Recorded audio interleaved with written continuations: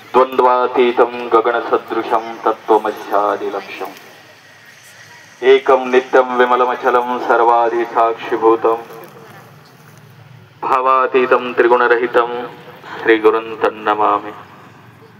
अनंत कोटी ब्रह्मांड नायक शिव प्रभूच्या चरणी कोटी कोटी वंदन करून जगदादि जगद्वंदनीय जगद्गुरु क्रांती सूर्य जगज्योती महात्मा बसवण्णादी 770 शरण शरणी शिवयोगी संत शिरोमणी मन्मथ माऊलींच्या संजीवन समाधीचं हृदय मंदिरामध्ये स्मरण करून परमपूज्य पदवाक्य प्रमाण पारावार पारदृष्टी सरदेकांक्षणी शिवाद्वैत सिद्धांताचे भाष्यकार तुम्हा सर्वांचे श्रद्धेय माऊली राष्ट्रसंत सद्गुरू डॉक्टर शिवलिंग शिवाचार्य गुरु माऊलींच्या चरणी वंदन करून या पवित्र पावन क्षेत्र भक्तिस्थळ सापोली ते कपिलधार महापदयात्रेमध्ये आजच्या या सायंकालीन धर्मसभेमध्ये उपस्थित असलेले राष्ट्रसंतांचे परमपूज्य श्री गुरु राजशिखर गुरु शिवलिंग शिवाचार्य महाराज यांच्या चरणी वंदन करून शटस्थल ब्रह्मे सद्गुरु शंकरलिंग शिवाचार्य महाराज यांच्याही चरणी वंदन करून तसेच भक्तिस्थळाचे सर्व आचार्य गुरुराज स्वामी महाराजांना वंदन करून या सायंकालीन धर्मसभेमध्ये उपस्थित असलेले बालयोगी बालानंद महाराज सापोलीकर, संतोष महाराज संकणीकर, राजेश्वर महाराज कुरडीकर, बसवराज स्वामी चिंचोलीकर, त्याचबरोबर हंगरगीकर स्वामी, आमच्या माता काशीबाई माता, या कपिलधार महापदयात्रेचे दिंडी प्रमुख शिवभक्तीपरायण मन्मथप्पा बालापुरे, कीर्तन केसरी भगवंत बाबा पाटील सांबर्गेकर आणि या महापदयात्रेमध्ये सहभागी झालेले समस्त पदयात्रेकरू सर्वांच्या अंतरात्म्यातील ज्योतिस्वरूप भगवान शिवाला वंदन करून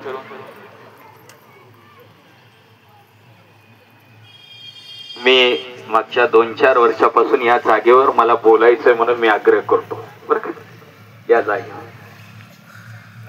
का आग्रह करतो? या जागेचा अनुभव मला आला, मला तर आलाच आला, पण ज्यांची ही जमीन आहे त्या जमीन मालकांना सुद्धा याचा अनुभव आलेला आहे।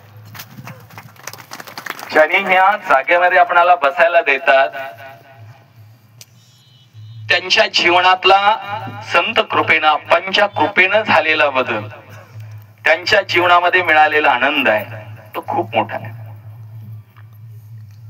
ही जागा एक विशेष आहे, संकल्प पूर्तीला नेणारी आहे। ज्या जमीन मालक आहेत त्या जमीन मालकांच्या सौभाग्यवतींना कॅन्सर झाला होता, कॅन्सर, आणि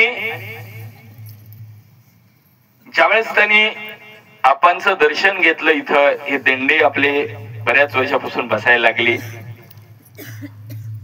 आणि त्यांनी स्वतः सांगितलं की तुम्हा सगळ्या संतांच्या कृपेनं, आत्ताच त्यांनी दर्शन घेतल्यावर विचारलो कसं काय, तर 100% आजार बरा झालाय म्हणून सांगितलं।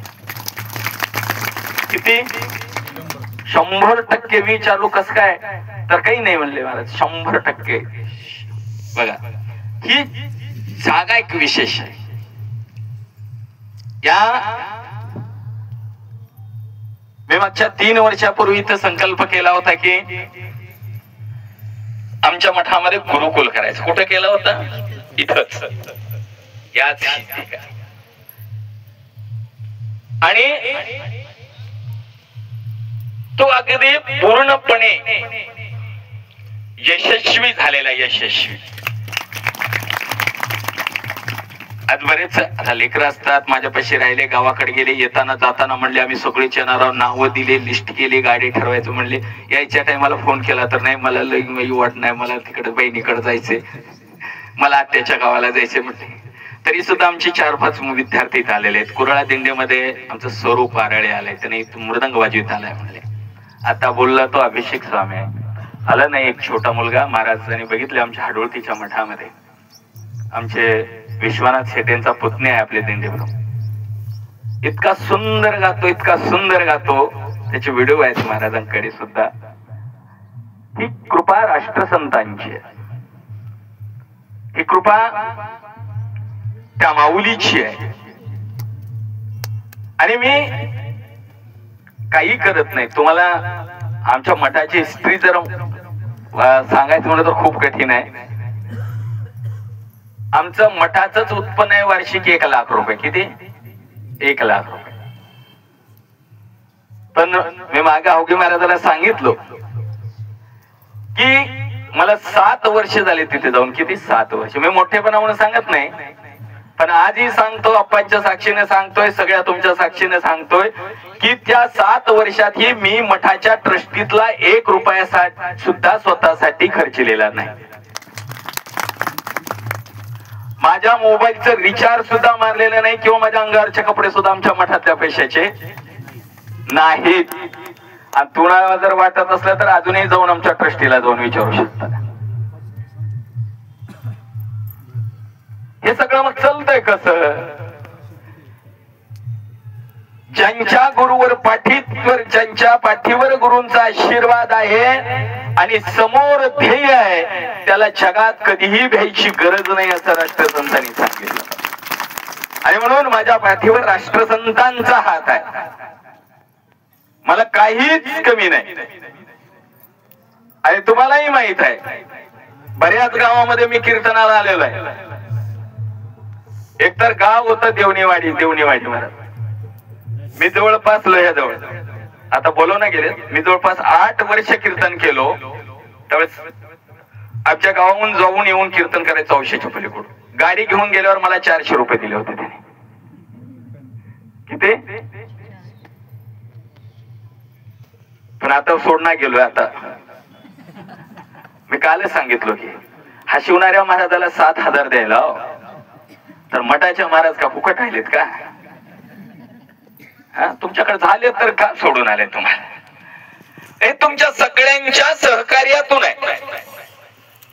अशा अनेक दाते उभारले. मुलांचे आई वडील काय देतात, पण त्यांच्या पैशात त्या गुरुजीला शिकवायच्या गुरुजीला आणि त्या स्वयंपाकाच्या बाईलाच पुरत नाही. माहित आहे ना आहे की नाही? सोयाबीन कडे 800 रुपये 900 रुपये हजेरी, कोणी स्वयंपाक करायला तयार नाही. अशा परिस्थितीमध्ये सुद्धा चलत आहे. पण ही चलत आहे ते गुरूंच्या कृपेमुळे चलत आहे. आणि हे चलवण्याचं एक मानस हे राष्ट्रसंतांच्या कृपेमुळे. एकच उद्दिष्ट आहे, केवळ संप्रदाय मोठा करणं हे उद्दिष्ट आहे आमचं, बाकी काहीच नाही. मी मागे सांगितलं होतं मी जास्त वर्ष बोलणार नाही, जास्त वर्ष कार्यक्रम करणार नाही, नक्कीच करणार नाही. पण मला थोडी अडचण आहे, म्हणजे कारण ह्या इथंच का बोलतो त्याचं आणखी एक कारण आहे.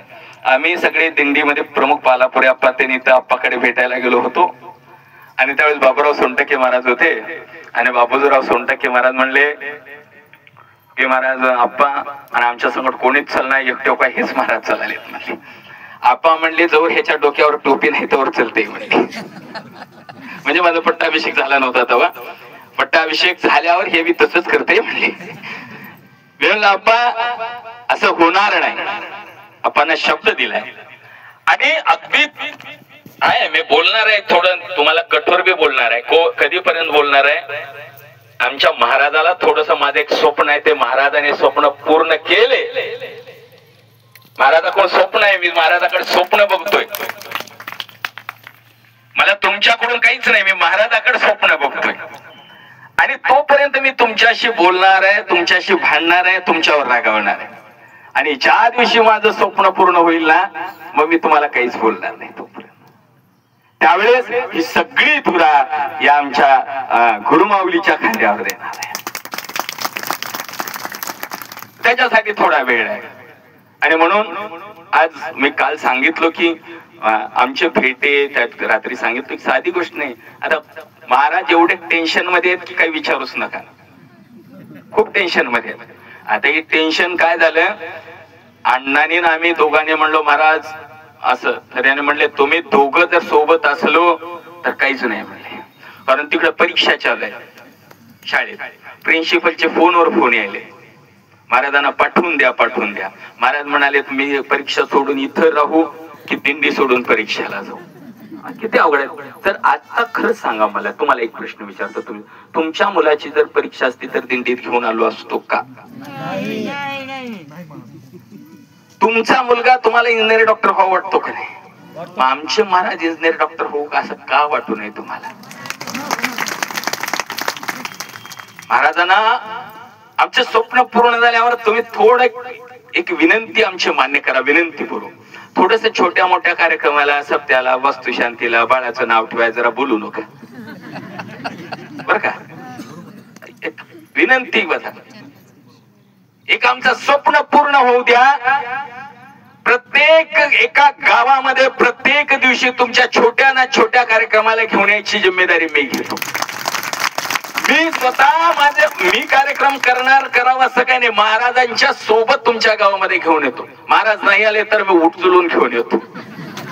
फक्त थोडे दिवस तुम्ही काय करा, संयम पाळा. माझं जे स्वप्न आहे, माझं जे मी स्वप्न बघतोय, ते स्वप्न मला थोडस पूर्णत्वाकडे नेऊ द्या.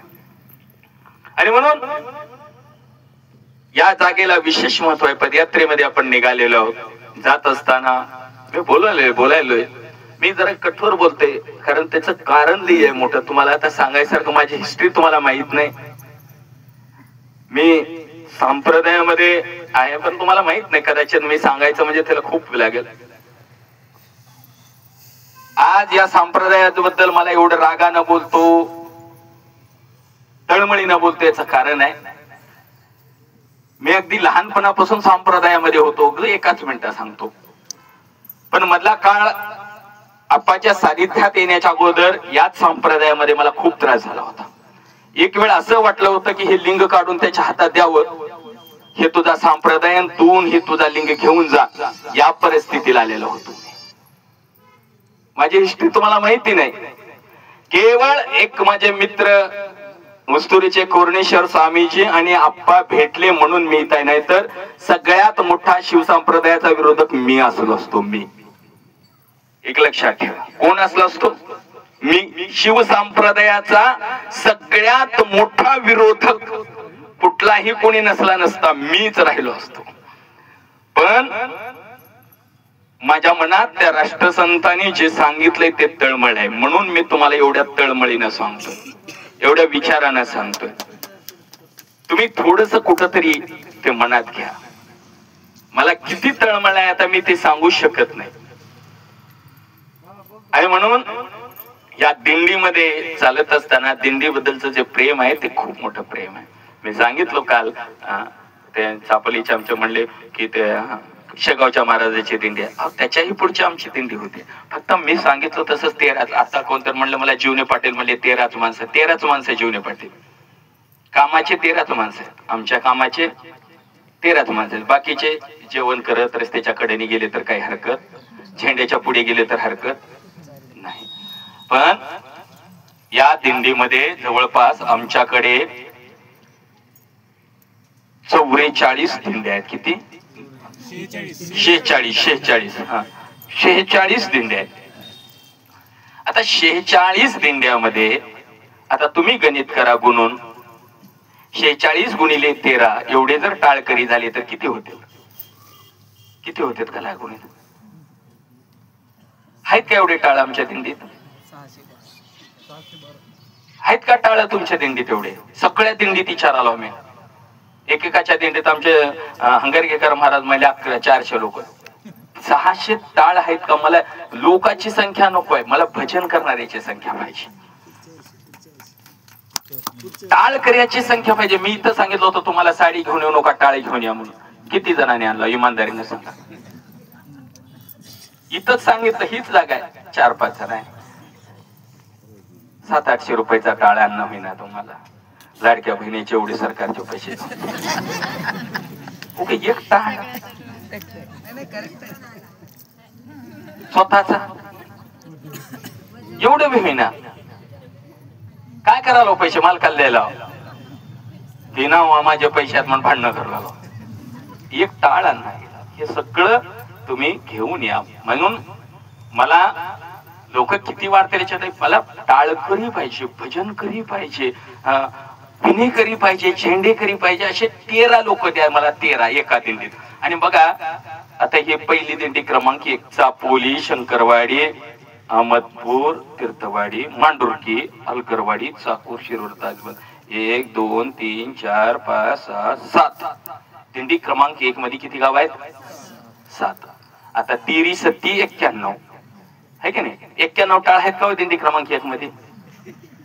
कशाला लाव नंबराला उगा पुढी मला ढकलन त्याला ढकलन पुन्हा वरून म्हणायचं महाराज चापोलीच्या लोकांचे लेवडी घ्यायचे. मी चापोलीचा नाही ना अहमदपूरचा नाही ना कुठलाच नाही, मी केवळ दिंडीतला एक तुमच्यासारखा चालला काय. मला फक्त शिस्त आवडते. काय आवडते? शिस्त आवडते. मग एवढं सगळं असेल तर 91 टाळ जर दिंडी क्रमांक 1 मध्ये जर वाजली तर डीजे वाजवायची गरज पडेल का? मला हेच म्हणायचंय तुम्हाला. येणाऱ्या 75व्या दिंडीला एक वेगळं नियोजन करणार आहे आम्ही या भांडण करायचं नाही, मला घेतलं नाही, मला बोलवलं नाही, माझा नंबर 1 बाय 1 करणार आहे. चापोलीच्या मागे एकच नंबर राहील. त्या गावचं नाव तुमचा बोर्ड, तुमची पाटी, तुमचे 13च माणसं. किती? चापोलीच्या मागे एकच नंबर, 1 बाय 1. त्याच्या मागे एकच नंबर, तुमच्या गावचं नाव, एक झेंडा, एक मृदंग, एक मीना, 13 माणसं. 13च माणसं त्याच्या मागे रिकामे मग बगर टाळकरी चलतील रस्त्याने इकडून तिकडून, त्या बी दिंडीतले असले तर. अशा पद्धतीनं एक सुंदर 75वा आपल्याला अमृत महोत्सव वेगळ्या पद्धतीने वेगवेगळी संकल्प आहेत मनात करायचे. बघू शेगावची दिंडी कुठल्या त्याही दिंडीच्या पुढे न्यायचा विचार आहे. फक्त तुम्ही 13च लोक घेऊन या. सगळ्या दिंडी प्रमुखाला सांगालोय मी बरं का. तेवढ्यासाठी सगळे दिंडी प्रमुख बोलवले. मी काय पावती बुक घ्या म्हणून बोलवाय नाही तुम्हाला. काही जण आले नसतील महाराज पावती बुक घ्या म्हणतात काही, ते सांगतील त्यांनी. मी फक्त तुम्हाला 13 लोकांना घेऊन या म्हणून सांगण्यासाठी इथं बोलवले. नक्कीच तुम्ही हे करसाल मला माहित आहे. आणि म्हणून माझ्या बोलण्याचा राग आला तर मी पुन्हा सांगतोय, माझं काहीच होणार नाही. कारण माझ्या मागे कोण आहेत? अप्पा आहेत. आणि त्याच्यामुळे मला काही भीती नाही. आणि म्हणून या सुंदर ही जागा एवढी पवित्र जागा आहे. म्हणून मी तुम्हाला सांगितलं की काल म्हणलो होतो की मी तुम्हाला इथे एक काय सांगणार आहे? आनंदाची बातमी सांगणार आहे म्हणलो होतो का नाही? आनंदाची बातमी इथून मी विसरून गेलो, पण मला विसरत नाही. मी सांगायची आनंदाची बातमी आहे का? आनंदाची बातमी सगळ्यांसाठी, तुमच्यासाठी, आमच्यासाठी, नवे समस्त महाराष्ट्र, तेलंगणा, कर्नाटक मधील वीरशैव लिंगायत समाजासाठी आनंदाची बातमी आहे. आता ही सगळ्यात तुम्ही टाळ्या वाजवलो आनंदाच्या बातमीच्या आधी. काय असेल सांगू? आनंदाची बातमी ही आहे की आपल्या राष्ट्रसंत सद्गुरु डॉक्टर शिवलिंग शिवाचार्य महाराजांच्या संपूर्ण जीवनावर चित्रपट तयार होणार आहे.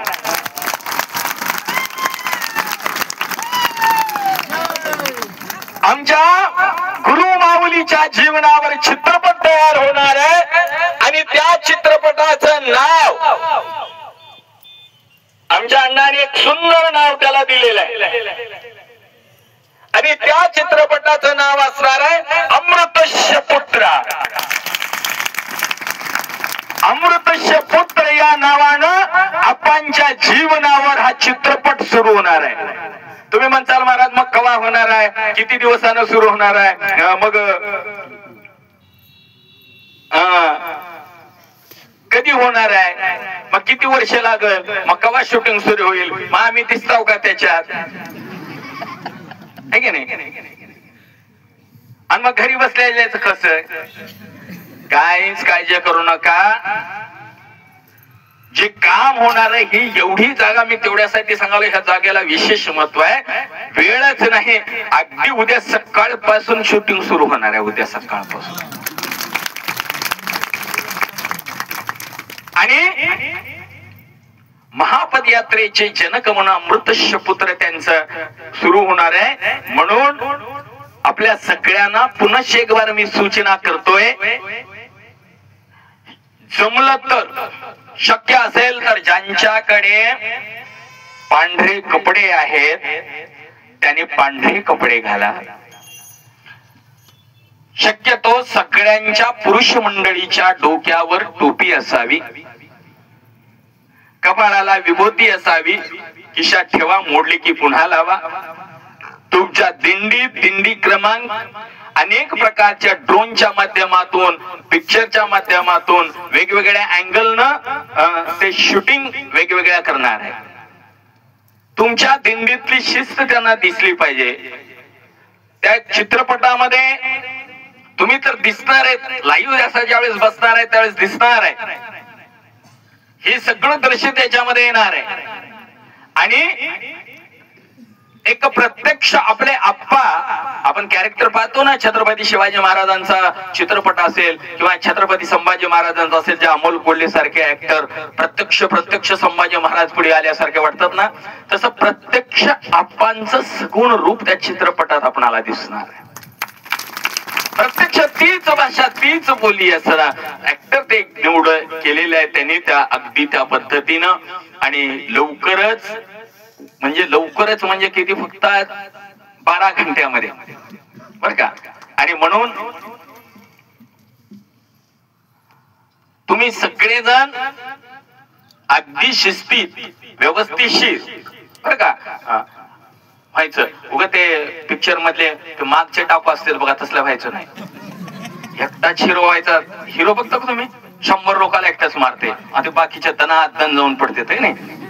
तसं तुम्ही अगदी छान हिरो सारखं सुंदर विभूती कपाळाला, शिस्तीत चाललेलं, कुणी कोणाला ओरडालेलं नसावं, बोलताना थोडस लक्ष द्या, माऊली म्हणा, आहे की नाही. महाराज सकाळी सांगितले नाही, जेवाय वाढणारी लोक माऊली म्हणाले तर, आणि दिंडीतले लोक कावली म्हणाय. ती बाई मला कावली, ती बाई मला कावली, ती बाई मला ढकलली, माऊली म्हणणाच. म्हणून लई वेळ घेतलं तुमचा, अण्णा बोलणार आहे थोडस. आणि म्हणून